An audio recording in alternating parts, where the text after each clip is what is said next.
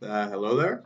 My name is Brady Wayne Fox. I am recording this 6 minute little video essay on the questions that I have to answer for the Fund for Leaders scholarship. This is the second time I've done this, so hopefully I don't answer them the exact same way, but I beg your patience in that regard. I'll just jump right into them.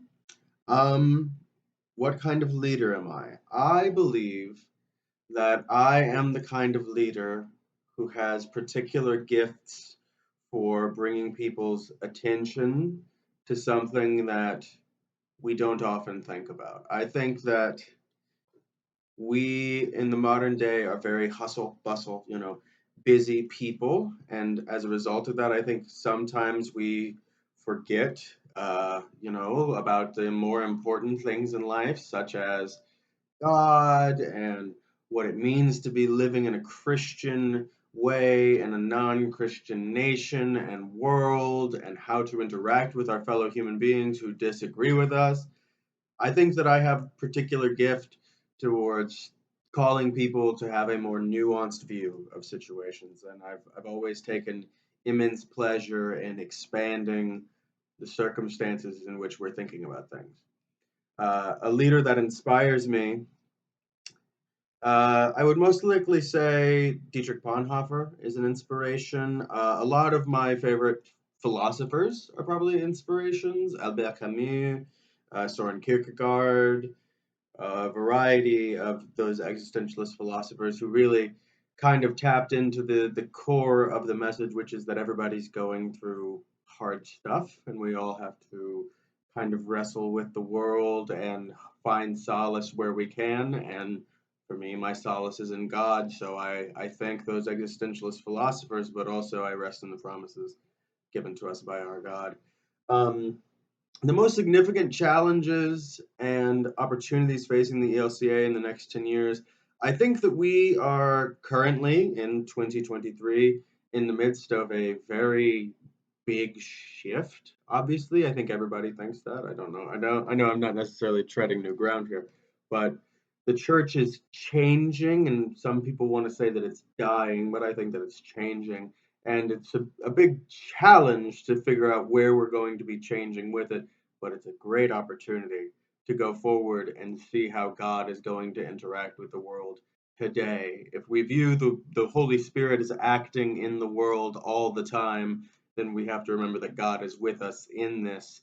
And so whatever's going on is most likely spirit led. Um, as a leader, I think that I can contribute by my youth. I think that I have a particular call to serve people who are around my age, as well as serving the elderly populations in our church who are worried, who are confused about what's going on. What's going to happen in 10 years is a concern for them because they don't know if they're going to be around in 10 years. They don't know if the world is going to change even more drastically than it already has in 10 years. So I think that a particular opportunity that I have as someone who is both young and can connect with older populations just due to my personality.